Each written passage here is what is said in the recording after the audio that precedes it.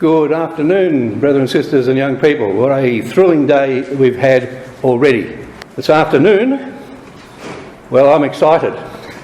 And if I do get a bit overexcited, I hope you'll allow that, because I'm excited about these times of Daniel. About 3 years ago, in early November, when the reading was Daniel chapter 12, I was called upon to give an exhortation, so I thought I'll choose that chapter and I'll try and get to the bottom of it at last, because it's been something that's been a bit puzzling for quite a long time for a lot of people. And I think I did get to the bottom of it, about 90%. And I think in the 3 years since, I reckon I've got to 100%. We shall see this afternoon what you think. But it's exciting, and we're going to have a wild ride. It's going to be quite a ride this afternoon. A fair bit of pace involved in covering the territory. And you need a little bit of concentration. But I want to make things as clear as I possibly can. So a lot of it will be on the slides there. And if you want to take notes, that's fine. But I think the slides will be available to you later if you wish. Now, the key with Daniel, and when we're unlocking these time periods, we're not going to be talking about the 70 weeks, although it does have to do with Jerusalem. But the key to Daniel is Jerusalem. Daniel chapter 1 verse 1 mentions Jerusalem. The third year of the reign of Jehoiakim, king of Judah, came Nebuchadnezzar, the king of Babylon, to Jerusalem and besieged it. Now, right through the prophecy, Jerusalem keeps on being talked about. And we'll remember that Daniel prayed to, opened his windows and prayed to Jerusalem. And the 70-week prophecy says from the time of the decree to rebuild Jerusalem, 70 weeks will happen, of course relating to the sacrifice of the Lord. But all the other prophecies talk about Jerusalem, the holy city, the sanctuary. And in the last verse, the first verse, Jerusalem was mentioned. In the last verse, Daniel is told, you will stand in your lot at the end of the days. Now, Daniel was a prince. The lot means the inheritance. He was a prince of Judah. It's going to be right near Jerusalem. So Jerusalem is covered right the way through the prophecy. And the time periods all relate to Jerusalem. Jerusalem, the holy city, the sanctuary, and the abomination of desolation is established in Jerusalem. So the time periods we're looking at all, remember, have to do with the holy city, with the temple, with Jerusalem in some form or other. So these are the time periods we're talking about, and we're going to be talking about placing ourselves in the time of the end, because that's where we are. We saw in Daniel chapter 12 and from 11 verse 40, lots of talk about the time, the times, the time of the end, finished, accomplished. It's all the end times. And we are living in the end times. Now, in support of all that I'm saying, the exposition of Daniel by Brother Thomas, 1868. Brother Thomas gave us all the clues, all the foundation principles, all the things to look for, they're all there. Now, Brother Thomas thought that the time of the end, the latest date he put was 1908. Now, he wrote that in 1868. He was only 9 years out. 1917 began the time of the end. That's what we're going to be talking about. And we're still in the time of the end. And we're going to ask the question, why is it taking so long, this time of the end? Well, first of all, have a look at Daniel chapter 12, because that's what we'll be concentrating on largely. Notice verse 4, seal the book even to the time of the end. But in the time of the end, the book is unsealed. It's opened up. Now, Brother Thomas didn't live in the time of the end. You know, he died in 1871. Time of the end didn't start till 1917. But he did tell us all about the time of the end in this book. And I'll refer to a few parts of it as we go through. Daniel says, I heard, but I understood not. And I asked, what shall be the end of these things? Go thy way, Daniel. The book's closed till the time of the end. Which means now it's open. It's open for us to understand. Why is the time of the end taking so long? Well, I am going to answer that, but a bit later on in the talk. Why is it taking so long for all these things to happen? Brothers and sisters and young people, we are at a crucial time in history.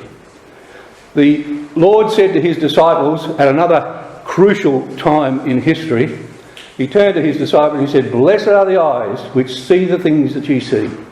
For I tell you that many prophets and kings have desired to see those things which ye see and haven't seen them, and to hear those things which ye hear and haven't heard them." We are the blessed. The prophets, Daniel himself in particular here, wanted to know, what about the time of the end? We know. It's here, it's revealed to us. It has been unsealed. And we're going to sing a beautiful hymn at the conclusion, "Oh, blessed are the eyes which see the living way." We are blessed to live in these times. It's just absolutely amazing, these days in which we're living. We're also going to ask the question about one of the important dates that perhaps we have overlooked. 1978, the Camp David Accords. We're going to come to that, but here's the detail of the Camp David Accords, just briefly. In 1978, the leaders of Egypt and Israel met with President Jimmy Carter at the presidential retreat at Camp David, Maryland. The meeting gave birth to the Camp David Accords, a framework for peace in the Middle East.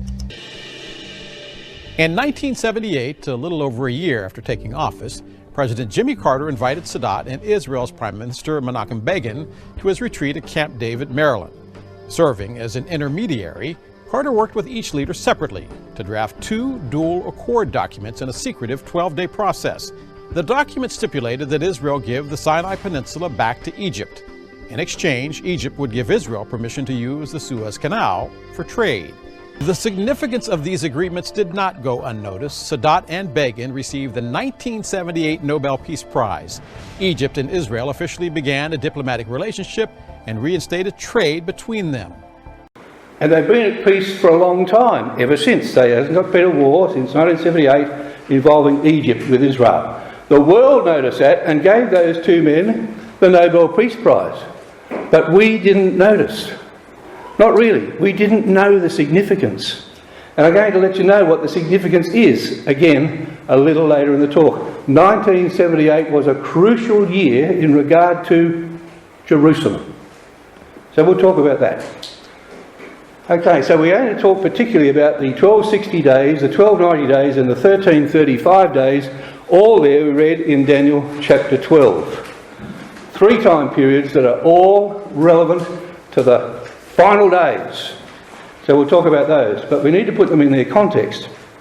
Now, Brother Thomas, in Exposition of Daniel, I won't actually open the pages, but I've got them marked there. Page 74, under the heading, the time of the end. He says the time of the end then is the period of the opening and unsealing of the words of the book.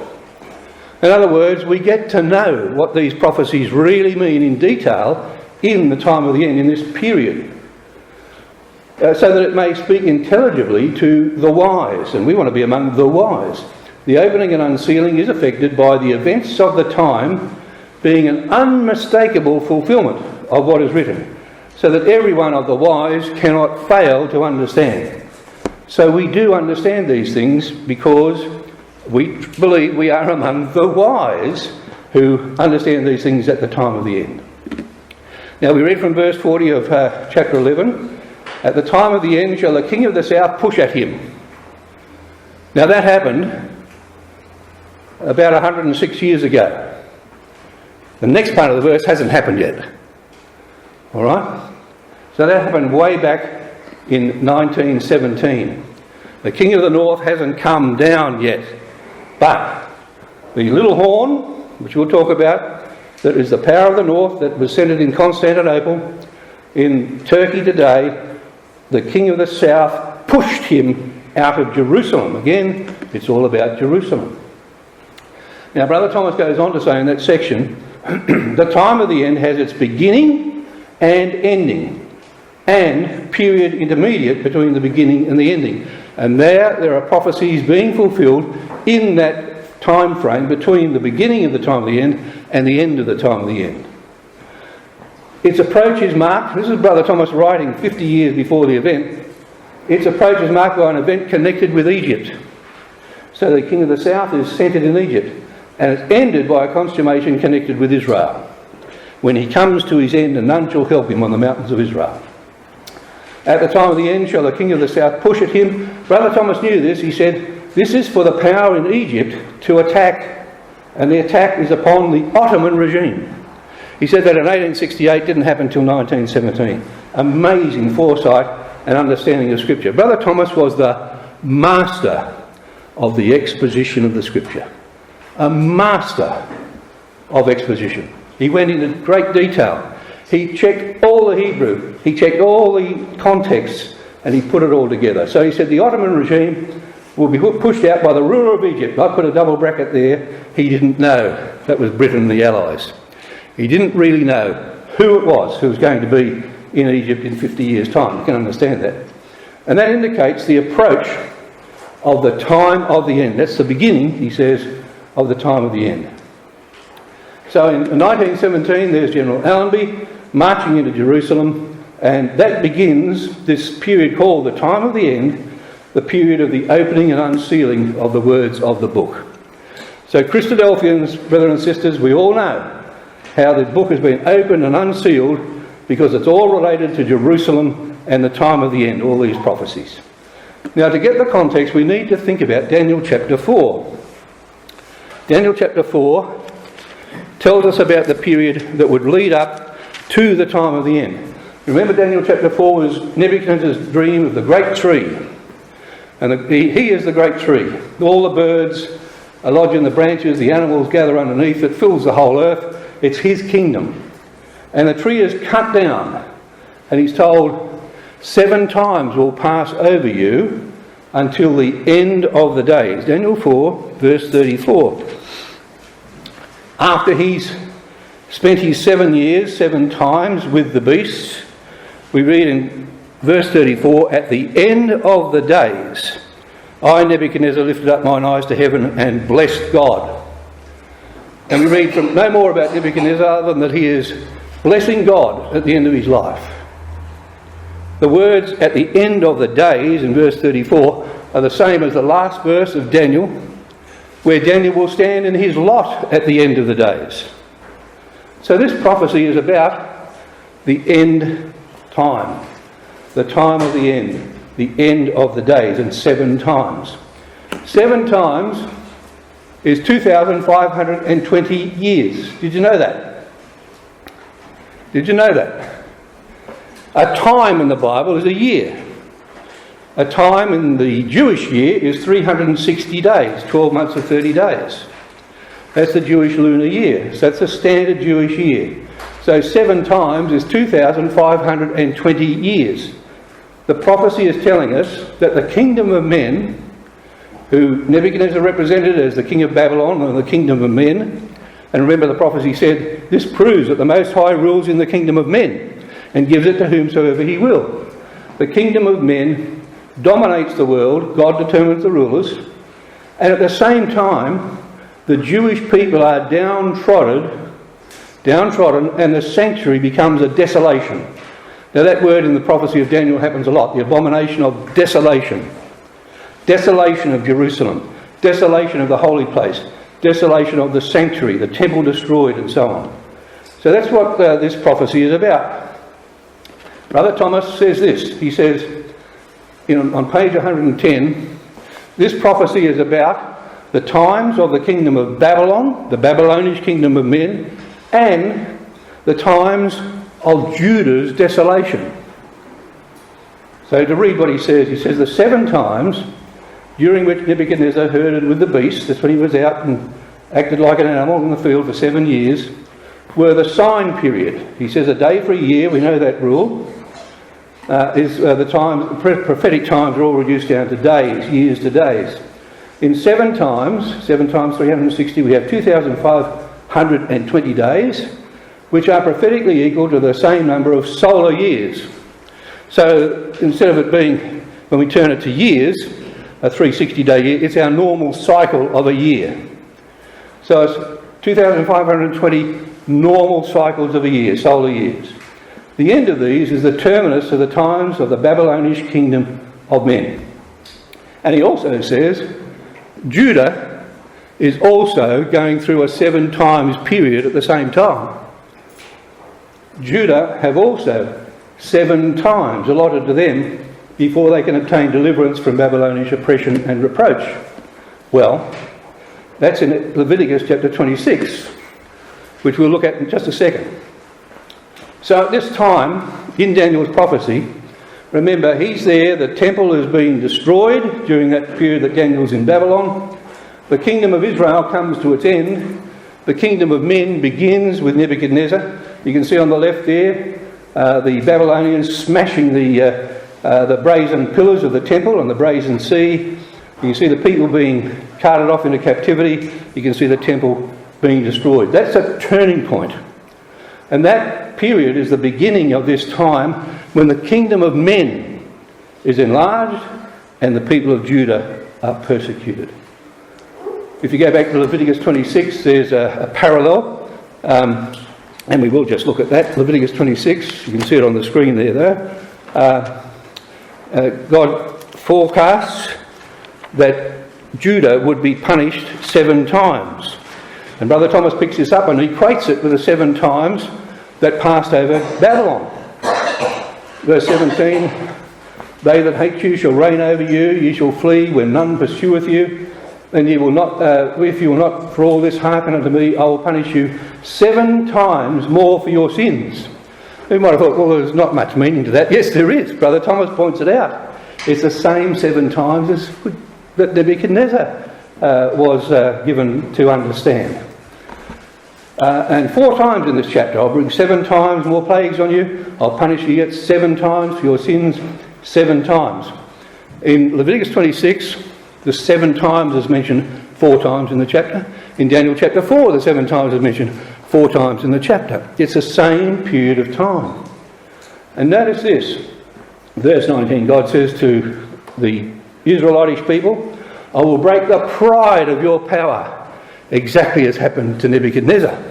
Because of his pride, it was broken. And I will make your heaven as iron and your earth as brass. Iron and brass.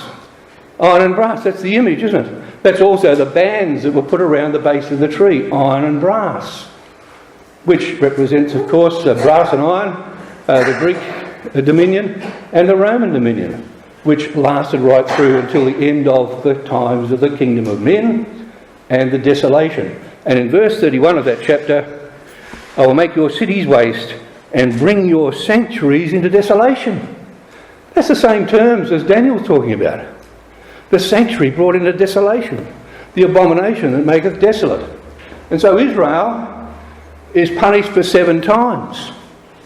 And the kingdom of men lasts for 7 times to punish Israel during that period. And that's 2,520 years. 7 times shall pass over thee. In the 4 times it's mentioned there in Daniel chapter 4. Back in Daniel, 7 times 360 days, 2,520 years. Now, 12 months after Nebuchadnezzar was given the interpretation of that dream, he's standing there and looking out of Babylon. He says, isn't this great Babylon that I've built for the house of the kingdom by the might of my power and the honour of my majesty?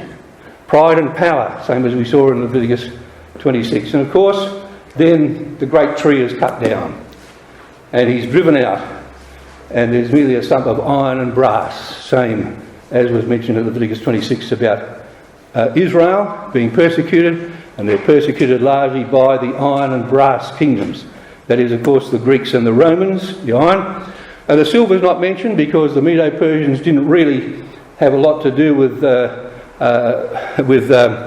I suppose, destruction of Jerusalem or persecution of the Jews, apart from Haman the Agagite, but really the Medes and the Persians were not really oppressors of the Jewish people. But the iron and the brass certainly were, weren't they, down through history.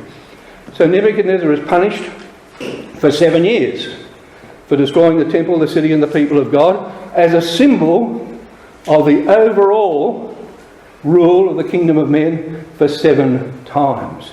Till thou know the Most High rules in the kingdom of men, which he did for 7 years or 2,520 year days. So Daniel 2, this vision of Nebuchadnezzar's image, of course, is all about the latter days too. and the overthrow of the kingdom of men by the stone being cut out of the mountain without hands. That's, of course, yet to be totally fulfilled. Daniel chapter 3, Nebuchadnezzar, of course, saw himself as the whole image of gold. If there's going to be an image of the kingdom of men, I'm going to set it up, and it's going to be all gold, not just a head of gold. Well, that represented the fact that the whole of the kingdom of men, from Nebuchadnezzar's day right down to 1917, was actually a Babylonish kingdom of men. You might say it's still continuing, which is to some degree, because we are in this time of the end. All the kingdoms of history were Babylonish in character because of their false doctrine, false teaching, false practices, and very much the whole principle of Babylonish thought continues even today. Now, Daniel's three friends, this is interesting. Of course, when they went into the furnace, it was heated 7 times hotter. 7 times again, we read. And of course, this was a symbol of the 7 times of persecution which would come upon Israel. And though the fire would be there and they would suffer all that persecution, they wouldn't be destroyed, as Daniel's three friends were not. So, in Daniel, the multi-metal image of Daniel chapter 2, right, with the head of gold, silver, brass and iron, the golden image of Daniel chapter 3, the great tree of Daniel chapter 4, they all represent the Babylonish kingdom of men. When did the kingdom of men start? A lot of us have thought that the cutting down of the tree was the beginning of the 7 times. No. The image, or the dream rather, represented all the period of the kingdom of men. When did it start? When Nebuchadnezzar became so prominent as the first king in the kingdom of men that Daniel pointed to him and said, "Thou art this head of gold." That's when the kingdom of men started, as far as the scripture is concerned. And that was in the 2nd year of the reign of Nebuchadnezzar. We're told in Daniel chapter 2, which is 603 BC. How good's your maths? Brother Thomas said in page 112 of this book, Exposition of Daniel, he says there seems to be a remarkable fitness in commencing the 7 times of the kingdom of Babylon with the beginning of Nebuchadnezzar's reign. So it doesn't start when the tree's cut down, it's when the beginning of his reign. That is, when God declared that he was the head of that image, 603 BC. Good maths? Let's have a look at it. So Daniel 4 and Leviticus 26 both talk about 7 times. 7 times of the kingdom of men, Daniel 4. 7 times of punishment for Israel, Leviticus 26. 2,520 days. 603 BC. The Babylonish kingdom of men continues for 2,520 years till the beginning of the time of the end, 1917. Done your maths? It works, I can tell you.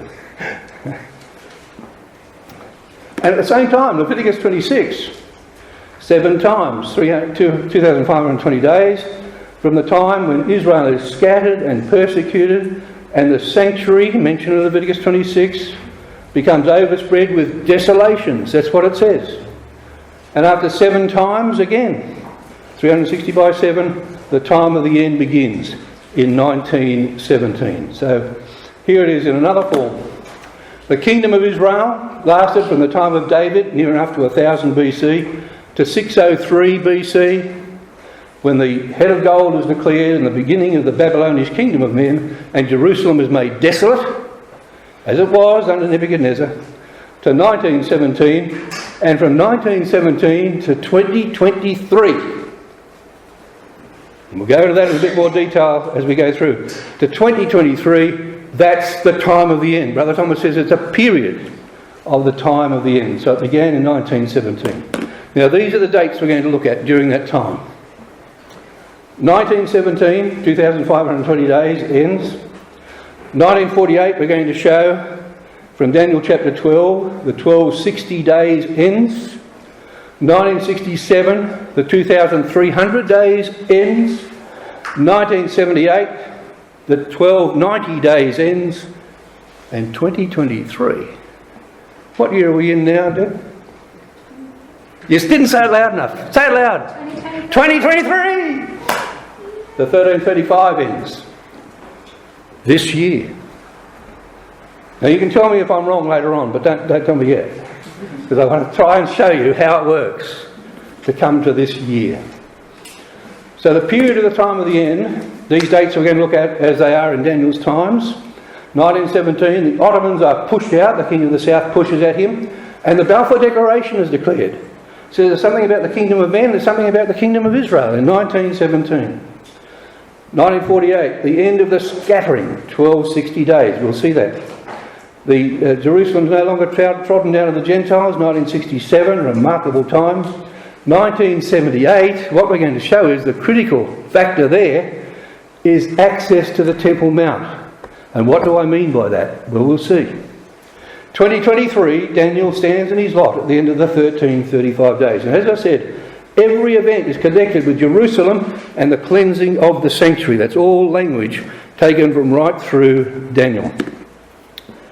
Okay, 1917, the end of the 7 times of the Babylonian kingdom of men and the beginning of the time of the end. Daniel 11 verse 40. The king of the south shall push at him.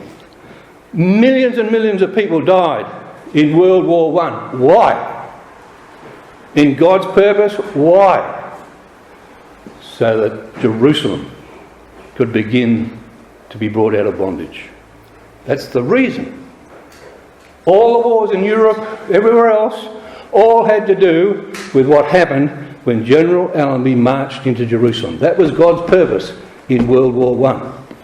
And the Balfour Declaration, within days of Jerusalem being back in the hands of the British people, the Balfour Declaration was issued, where His Majesty's government views with favour the establishment in Palestine of a national home for the Jewish people, and they will strive their best to do it. So there are 2 important points, 2 important time periods we're looking at that aren't in Daniel chapter 12. Then we're coming to Daniel chapter 12. 1917, 20 days, Daniel chapter 4. Daniel chapter 8, 2,300 days. What does Brother Thomas say about that? Well, Brother Thomas says the end of the 2,300 days of the trampling underfoot of the city of Jerusalem, that's when that occurs. Now, he doesn't give us the date 1967. That was nearly 100 years after he wrote the book. But he gave us all the principles to understand it when we see it. He says the wise will understand this in the time of the end. So the stage is set then for the eventual removal of the Abomination of Desolation. The Abomination of Desolation is removed. Now, where does the 2,300 days start? It starts back in Daniel chapter 8, which you should probably have open because we'll be referring to a few verses from Daniel chapter 8.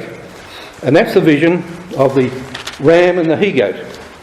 Now, the ram, we're told in the prophecy in Daniel chapter 8, the ram on the right-hand side there with one horn higher than the other is the Medes and the Persians. The Persian horn is higher and it's a pretty strong ram. But along comes, not touching the ground at such great speed, at such great power, comes the he-goat, the rough he-goat. And you can see the notable horn between his eyes, which represents Alexander the Great, doesn't it? Alexander the Great. And he comes charging at the Persians.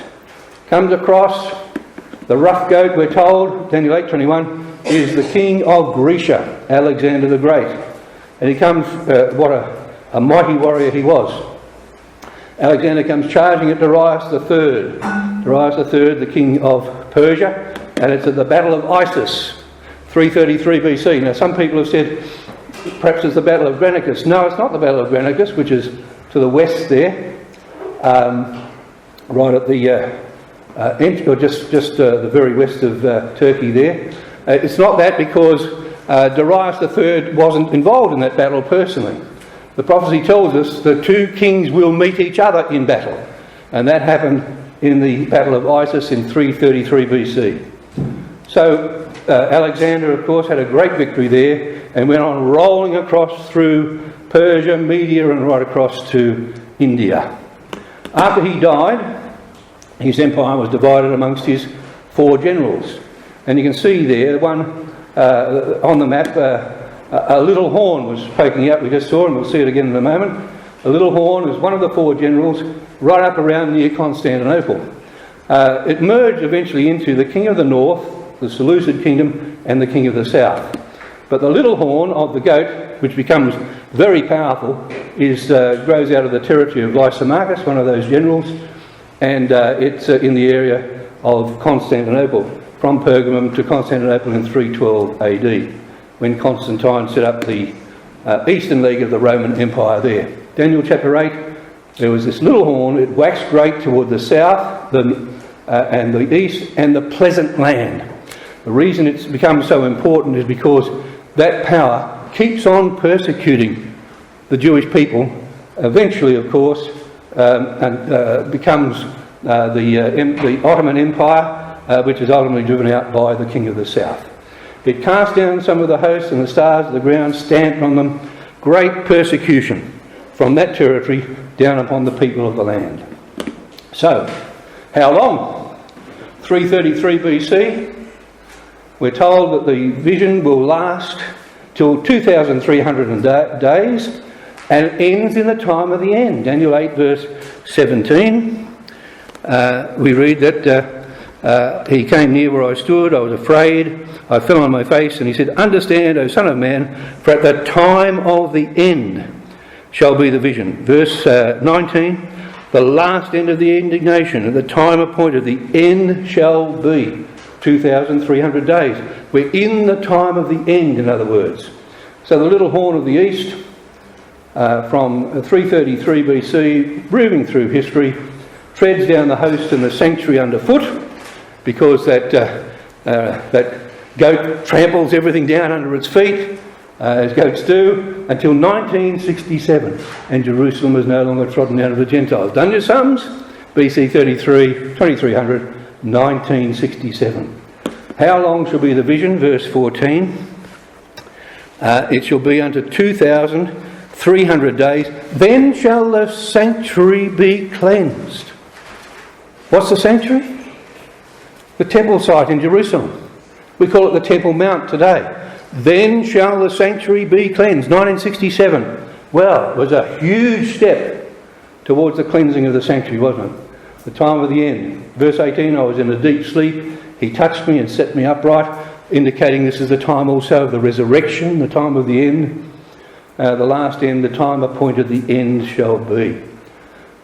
So, how long shall be the vision? 2,300 days. There's the soldiers outside the Wailing Wall, 1967. As the Lord said himself, he said, Jerusalem shall be trodden down of the Gentiles. He's talking about Daniel chapter 8 here. Until the times of the Gentiles be fulfilled. So the times of the Gentiles was 2,300 days, 1967. What happened in 1967? A really strange thing.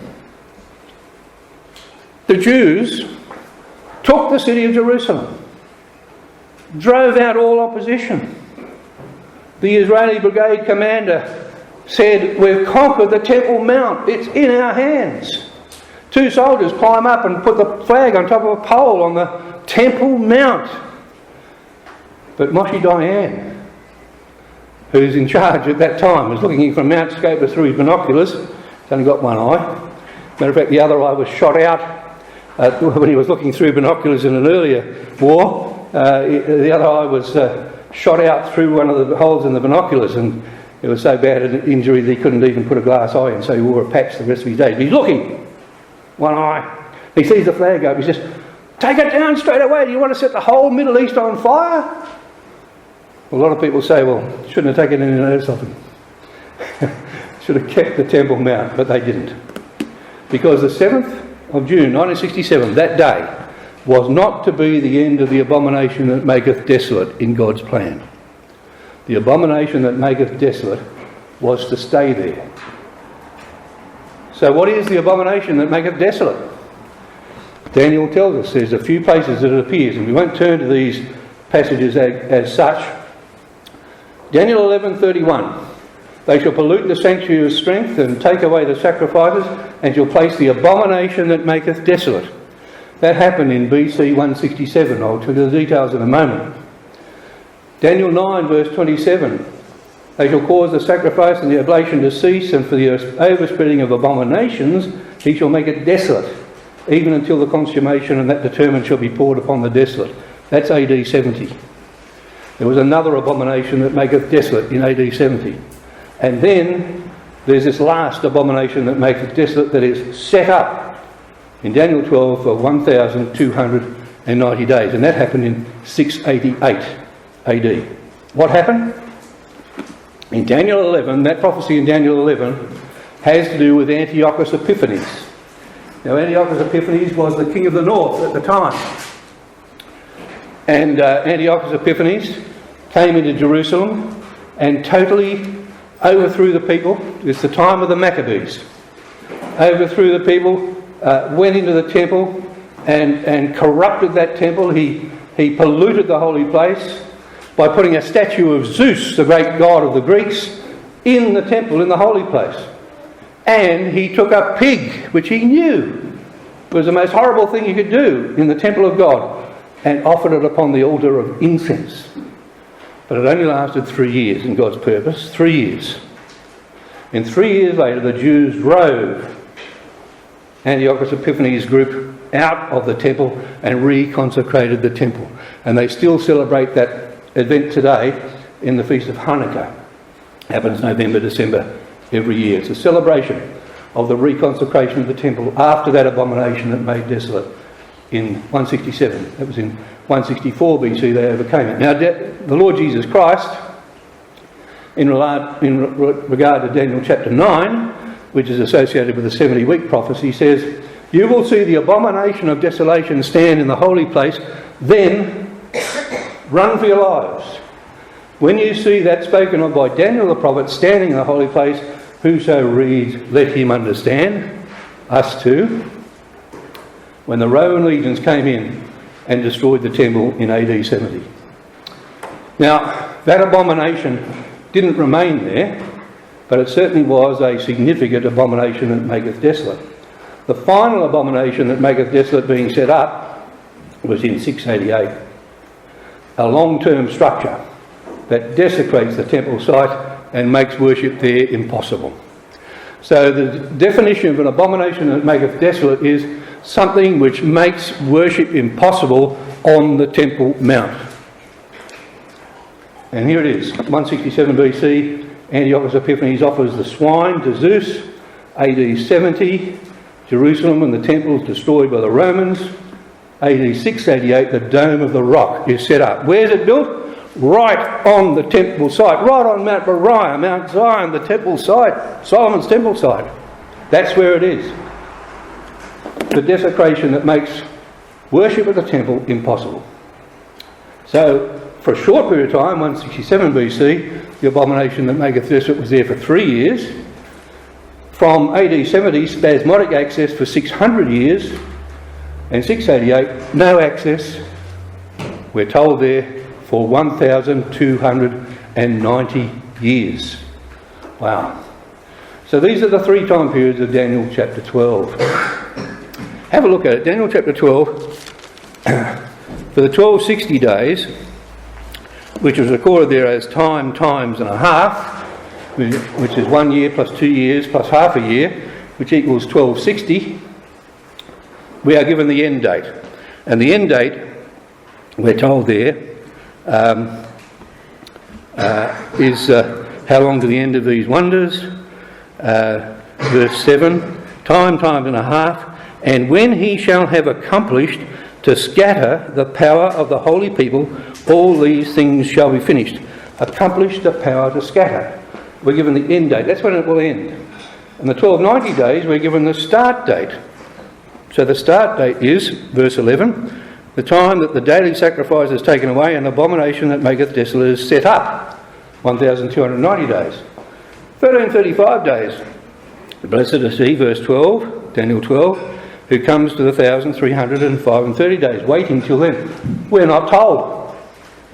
Beginning or end. Not apparently anyway, but we can work it out. We're told just to wait to the 1335 days. So the first period given us in Daniel 12, 1260 days, we're given the end date. Times and a half, when they shall have accomplished to scatter the power of the holy people, all these things shall be finished. Accomplished, finished. What do we know in Jeremiah 31? He that scattered Israel will gather him and keep him as a shepherd doth his flock. What's that talking about then? This is talking about Israel not being scattered anymore. It shall be for a time, times and a half, 360, plus 2 times 360, plus 180, half of 360, 1260. When did it become impossible for the Jews to be scattered anymore? 1948. They became a nation. Can you scatter the Jews now? You can't scatter the Jews anymore, can you? The time's accomplished for the Jews to be scattered. So it ends in 1948, this time period. So if it ends then, and it's 1260 days, when did it start? He shall have accomplished to scatter the power of the holy people. There's the declaration of the Jewish state in 1948. That's the time that marks the end, and therefore the time period must begin in 688. 688 is the beginning of the 1260 days. All right, 688 was the beginning of the construction of the Dome of the Rock, right on the holy site. It's the abomination that makes desolate because the Jews could no longer worship there. Now the 1290 days, we're given the start date. Verse 11, from the time the daily sacrifice is taken away and the abomination set up, 1290 days. Now notice it's not, the word and does not mean until. Some people have suggested, this is separate the time of the day taken away until the abomination is set up. 1290 days, and therefore they take it backwards from the time the abomination is set up. But that's not so.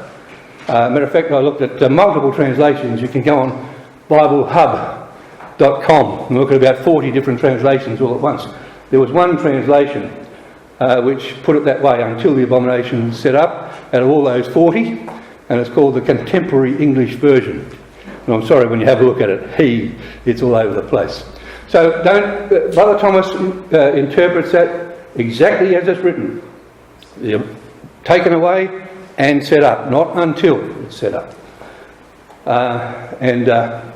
So number one, the daily sacrifice taken away, the abomination that makes desolate set up.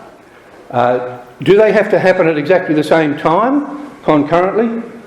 Fortunately, I found the answer in Exposition of Daniel, page 120. Do they have to happen at the same time? No. The text does not require that they should. And I follow Brother Thomas when he tells me what the text says. So they don't have to happen exactly at the same time. Sacrifice taken away, abomination set up. But both have to happen before the 1290 days can start. The process of taking away the sacrifices and establishing the abomination actually went from 70 AD, when the Romans came in, to 688, when the abomination was set up. So the sacrifices were gradually taken away. Yes, the temple was destroyed, but some sacrifices continued to be offered right through to 688 on the Temple Mount. So the abomination set up in 688. Now, just to check this, I went to Wikipedia, which is always, of course, very reliable. But fortunately, they had a number of references supporting this comment. Notice this. When did the sacrifices end? Did they end in AD 70? Exactly. Could they no longer offer sacrifices on the Temple Mount? This is the answer with the references that are used. After the destruction of the Second Temple, sacrifices were prohibited because there was no longer a temple. Offering of sacrifices was briefly reinstated during the Jewish-Roman wars of the 2nd century and was continued in certain communities thereafter. Putting in another reference that they've referred to, with the destruction of the Second Temple by the Romans, the Jewish practice of offering culminate, or which is the word for various types of sacrifices, for all intents and purposes stopped, but despite subsequent intermittent periods of small Jewish groups offering the traditional sacrifices on the Temple Mount, the practice effectively ended. So the people of Israel were not totally scattered in AD 70. Some continued to live there right through until the 7th century, and some of them offered sacrifices. Now, just recently, Prime Minister Netanyahu, who was just appointed Prime Minister when he gave this interview, he making the point in a book that he's written, BB My Story, but he's saying it quite clearly. The Jews were still in possession of the land, utilising the land, and as we saw from Wikipedia, offering some sacrifices even on the Temple Mount, right up until the 7th century. When's the 7th century? The 600s, isn't it? The 600s of the 7th century. 688, when the Abomination of the Mosque of Desolation was built, is in the 7th century. Now just have a listen to what Netanyahu says. So the Bible describes how the Jewish people lived on this land, were attached to this land, fought off conquerors, sometimes were conquered, but stayed on their land. And that continued for a very long time until roughly the 7th century, actually, after the birth of Christ, okay? We were conquered by the Romans, we were conquered by the Byzantines. They did a lot of bad things to us, but they didn't really exile us, contrary to what people think, okay? The loss of our land actually occurred when the Arab conquest took place in the 7th century. The Arabs burst out from Arabia, and they did something that no other conqueror, not the Romans, not the Byzantines, not the Greeks before them, not Alexander the Great, nobody did before. They actually started taking over the land of the Jewish farmer.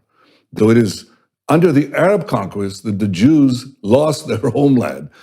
You said the Arabs came in the 7th century, and that's a long time ago. And so from the 7th century to now, the Jews were dispossessed. We were flung to the far corners of the earth, suffered unimaginable suffering because we had no homeland.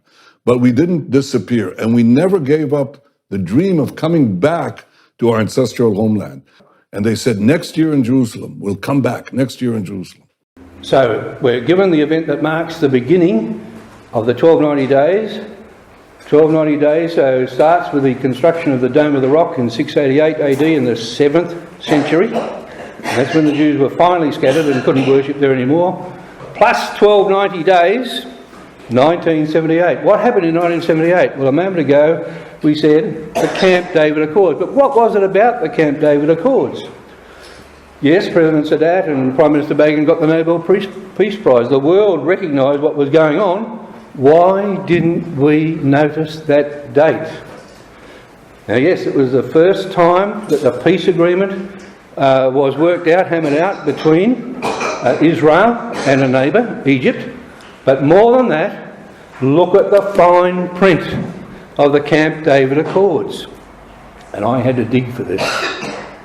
And I dug and I found what I was looking for. Something about Jerusalem. There had to be something about Jerusalem in 1978. And this is what it was. There was nothing about Jerusalem in the formal agreements of the Camp David Accords, but attached, annex and letters, the fine print. There was a letter written by President Sadat to Prime Minister Begin via President Jimmy Carter that set out 7 points relative to Jerusalem. 7 points about Jerusalem, but point number 5 is the important one. This is President Sadat, a Muslim. You know, guardians of the Dome of the Rock. The chief neighbour of Israel that signed this agreement said, all peoples must have free access to the city. This is about Jerusalem.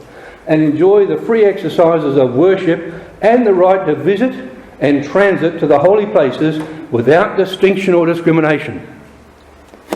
That's what he said. That's what he agreed to. And you know, it hasn't happened on the ground much yet. But that's the beginning. That's the beginning of access to the Temple Mount. That's the beginning of the end of the Abomination of Desolation. It's yet to come. But have a look at this. Over the years, since 1978, very few Jews have been able to visit, but much more recently, many more have. What is extraordinary is that we are praying on the Temple Mount, facing the place of the Holy Temple. It's extraordinary because, as I said a couple of years ago, we've all been arrested for doing this. It's extraordinary because for 2,000 years, Jews couldn't do this. It's extraordinary because we've made it this far. We're this close. After the silent prayer, the prayer leader repeats the prayer out loud, and we all answer Amen at the appropriate places. That's what we're doing right now. As you see background, people praying and people reciting verses from Tanakh, from the Hebrew scriptures. Again, any of this until a couple of years ago, you'd be stopped by the police, taken off the mount, taken in for questioning, maybe for a few hours, and distanced from the mount, maybe for months. We've made a lot of progress. We have a lot more progress to make. And we're making this progress because people are going up. Jews are going up to the Temple Mount, and in larger and larger numbers, and insisting, and not being silent. It's incredible what's going on, isn't it? So 1978 marks the beginning of the end for the Abomination of Desolation, because Sadat agreed. I know he got assassinated shortly after this. Obviously not all the Arabs agreed with what he'd done. All peoples must have free access to the city and to the holy places. So that's going to happen, and it's happening more and more. And at the beginning of this year, Ben-Gvir, who's now the Minister for Security in Israel, took it upon himself to lead the charge to go up to the Temple Mount. הר הבית זה המקום הכי חשוב לעם ישראל.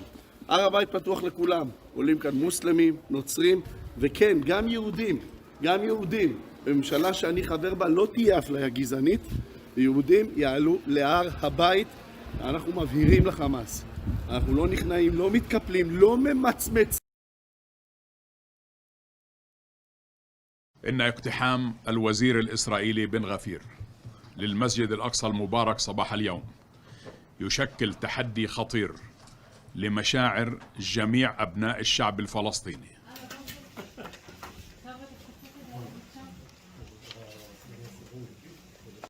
Of course, the Palestinians made a big thing of that. That happened in January, and said it was the storming of the Temple Mount. And we know he only just walked up there and was there for 13 minutes, I understand. But it was the Jews are storming the Temple Mount. This is creating great potential division. We know that Ramadan's about to start, Passover's about to start, Easter's about to start, and they've already had conferences down in Sharm el-Sheikh between the Americans, the Palestinians, Arabs and Israel to try and stop what is potentially a flame of fire coming out from the area of the Temple Mount and the Aqsa mosque over the coming days. Very, very exciting times we live in. What about the 1335 days? We're not given a start date or an end date directly. Are the angels, we're not giving us a start or end date, trying to fool us? Is it a guessing game? What's the 1335 mean? It's not. The words are closed up until the time of the end, but the wise will understand about the 1335 days. And Brother Thomas gives us the clue in his book. But here it is. Brother Thomas says, 1,290 days, blessed is he that waiteth and cometh to 1,305 and 30 days, 1335 days. But he says in page 120, the 1335 years have an epochal beginning in common with the 1290. In other words, the 1290 and the 1335 start at the same time. And as a matter of fact, the 1260 starts at the same time too. So, what are we being told? The wise will understand that after the 1290 days conclude, 1978, they must wait for just another 45 years. 1335, 1290 to 1335, just wait another 45 years. For then they will arrive at the end of the time of the end. The end of the days. So that's the same start date. We were given the information about the end date of the scattering, 1948. We went back to 688 from that. The start date for the 1290 is the same, 688, and 1335 start date is the same too, ending in 2023.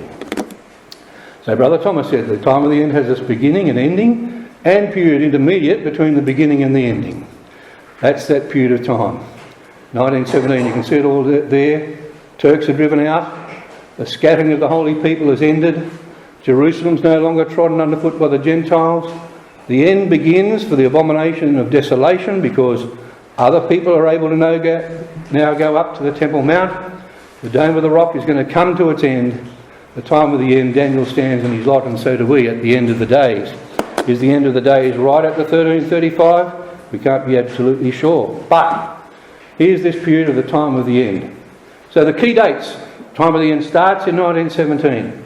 The last date we are given by Daniel is 2023. We're told about 1948, 1967, 1978, all end times, time periods that we're given. At the time of the end shall be the vision. Why is the time of the end taking so long? Key question. Why is it taking so long? Well, one answer, a very simple answer is, and this is part of the answer, God doesn't ever do anything abruptly. Remember, in the time of the flood, God gave creation 120 years. Even with Sodom and Gomorrah, there was the first warning was when the kings of the north came down and sacked the city and took Lot and families and everybody else away, and they were rescued. And Abraham said, "I won't have anything to do with that city. Don't ever give me a shoelace from that city." But Lot and his crowd went back. But that was a warning. They were given ample warning. Wasn't just the angels arriving that night, they were given ample warning. Well, have a look back. The decree of Cyrus, which was to rebuild Jerusalem, was given in the year 536 BC. Right?